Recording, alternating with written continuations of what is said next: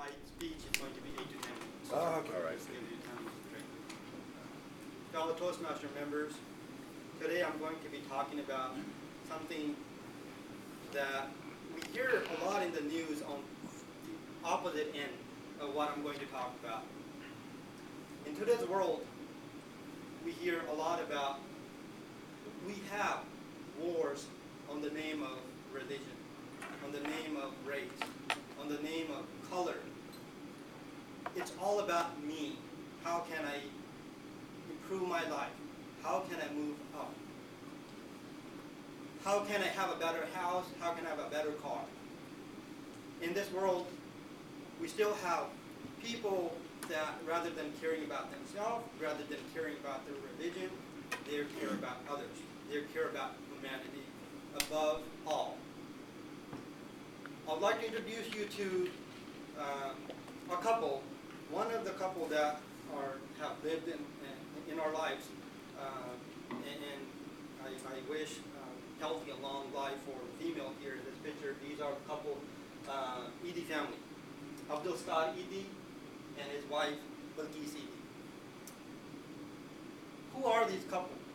Looking at this picture, they're sitting in their two-bedroom apartment. This is one of their bedrooms. Seems like they're having a dinner. It's not a photo shoot, it's just their normal life. They're sitting on a bed that is available to about 90% of the population that is living in Pakistan. So they're non-privileged above anybody else. They lived in a small apartment their whole life. So who is Abdul Star Edhi? He was born in 1928 in a province of India called Gujarat. Growing up, his mother, when she gave him allowance to go buy something, she would give him a rupee to spend, but she will also give him an additional rupee to spend to give it to a beggar. So a beggar could have the same life, the same food that he's eating. At the age of 11, his mom was paralyzed. She had a stroke.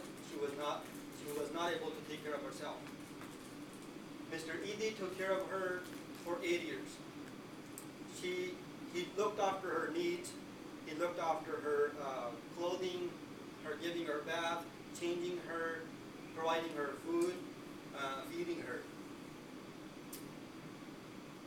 Through that 8 years, he learned how to take care of elders, learned how to take care of sick and elder people.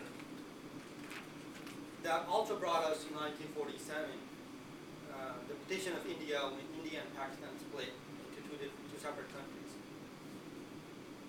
Mr. Edhi migrated to Pakistan and later moved on to a largest city within Pakistan named Karachi. He started working at a wholesale shop where he sold clothing and made living for a few years. But later on, he thought this wasn't him. This wasn't the life he wanted to live. And this goes along with our theme of the meeting, self-made and the courage to start something. He wanted to care for others. So with the help of his community, he started a dispensary, a free dispensary. It was a small shop where he started his dispensary, and he would provide free care for others. He also founded Edhi Foundation in 1951. And later on, he married a female that we saw at the time, young Balkis Edhi, who was 19 at the time when he married her in 1966. And as they say, there's a saying behind a successful man, there's a successful woman. Behind a humble man, there's a humble woman. This is a perfect story. So this couple changed the face of the welfare system that Pakistan has today.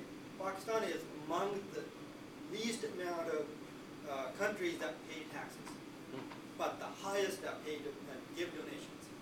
You don't have to ask. You have to show that your donations are going for a good cause. You will get donations. people trusted him. And today, Edhi Foundation is the largest organization in Pakistan. Since they started, they rescued over 20,000 infants.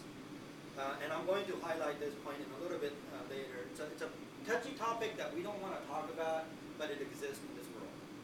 They rehabilitated over 50,000 infants, orphans, trained over 40,000 nurses. This is a Edhi swing, a crib. When he started this, Karachi is one of the largest cities in the world, if you know where it's at and the population and the issues they have. People would throw their unborn, unwanted child on dumps, on the mercy of animals. It happens, it's a touchy topic, I say, because it happens here as well. Within a year, there was a baby found in Iceland, not too far from Sacramento. Mother didn't want it. When we have a policy, if you don't want a newborn baby, within 3 days, I believe, you could turn it over to a fire station, and no question asked. You could do that. That way, the baby could live their life, and you move on with yours. Mr. Edhi put up this crib in front of his foundation and said, no question asked. Please do not throw these prestigious lives out on the dumps. Put them here, and we will take care of them. And this wonderful lady, his wife, took care of over 20,000 babies, and these are the infants she raised. She provided milk for them.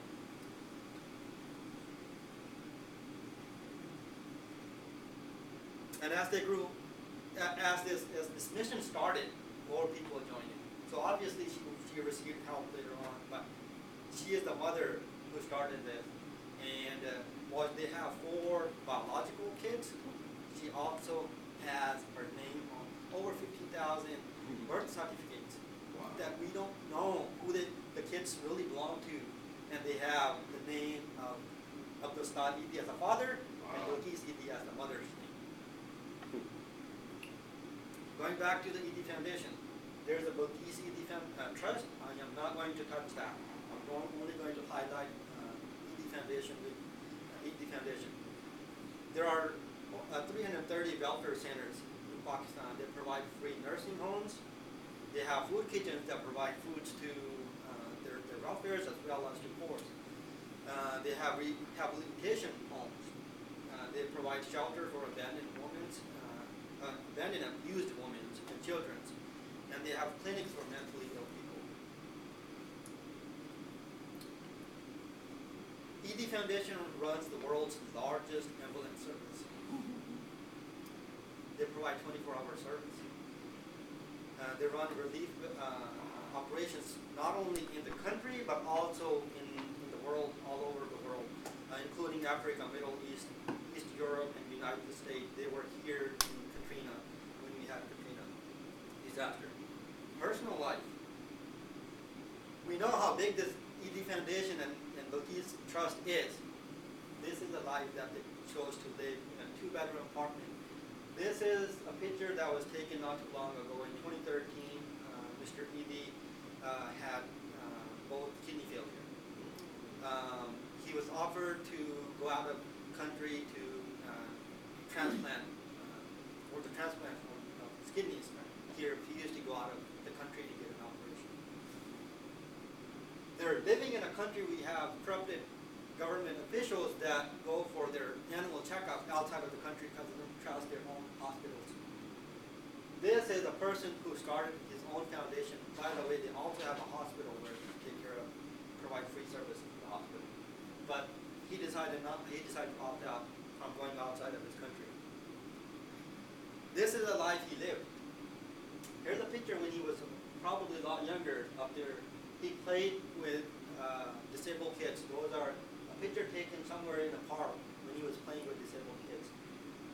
He's marching, and I believe he's collecting donations. Look at the clothes he's wearing, and I'm going to show a few more pictures of him. But the story of Gita.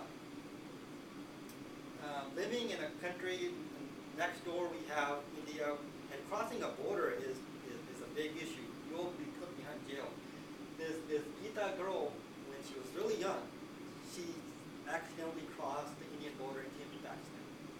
She was turned over to Edhi Foundation, where she lived 15 years. She's deaf. She doesn't talk, but Edhi treated her as a mother. She provided her with the religion she knew they were born in. They named her Gita, which is the Hindu name. So they respected her culture, her religion. She's practicing religion. I believe within the last year, after doing DNA tests, she was turned over to Indian government and to her biological parents. And this is the story of Gita, if somebody wants to look up.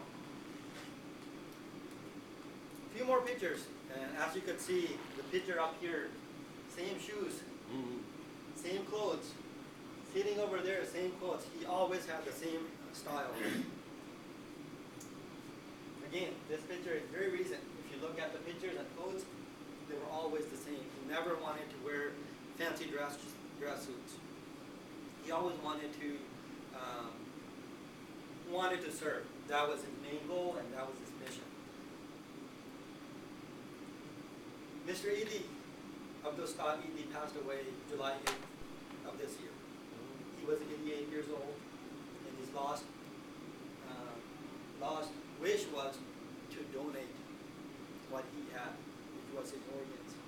Unfortunately, he was 88 years old, and a lot of his organs were too old to be donated. His eyes were donated. This is a man, if you consider somebody worth something, probably his assets would be worth in billions.